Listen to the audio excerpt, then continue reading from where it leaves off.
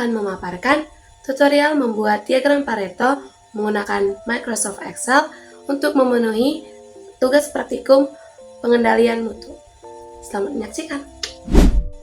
Untuk langkah yang pertama ialah kita input data ke dalam checksheet pada Microsoft Excel. Kemudian kita sortir data dari data terbesar hingga data terkecil menggunakan menu sort dan filter. Kemudian klik frekuensi, lalu kita pilih dari large to small. Kemudian kita pilih OK. Maka data yang kita input sudah tersusun dari data terbesar hingga data yang terkecil. Selanjutnya kita totalkan semua frekuensi menggunakan rumus sum, lalu blok semua data dari frekuensi, maka diperolehlah hasilnya. Selanjutnya ialah mengisi kolom frekuensi kumulatif. Untuk mengisi kolom ini, pada kolom frekuensi Hills patah kita salin total frekuensinya.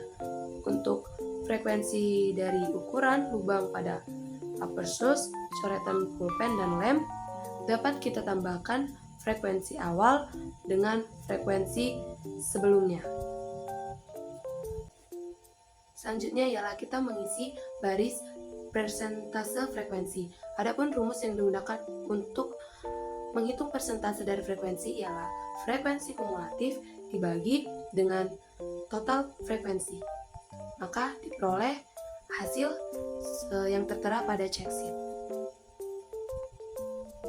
Hasil yang diperoleh masih dalam bentuk desimal. Oleh karena itu, kita dapat mengubahnya ke dalam bentuk persentase. Selanjutnya ialah membuat diagram.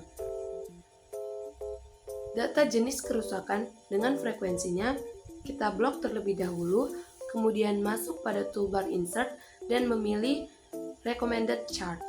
Setelah kita klik recommended chart, maka kita pilih diagram batang.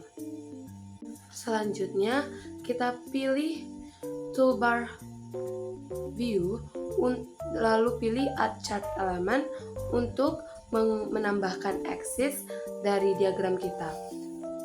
Atau apabila kita ingin mengubah judul seperti frekuensi kecatatan, jenis kerusakan, dan lainnya.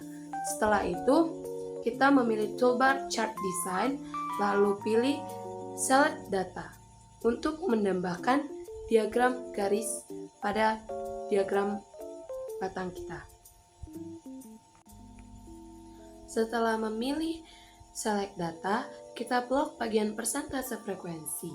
Setelah kita blok, dapat kita lihat terdapat garis tipis yang berada tepat pada diagram batang dari jenis kerusakan.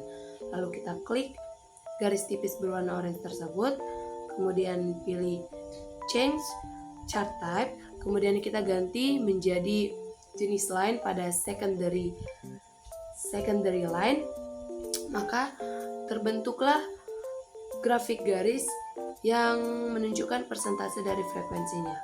Kemudian kita pilih add chart element, maka dapat dilihat dari persentase frekuensinya. Demikian langkah-langkah yang kita gunakan untuk membuat diagram Pareto.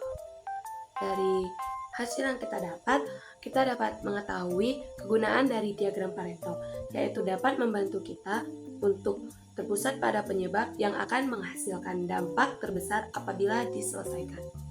Sekian dari saya, terima kasih.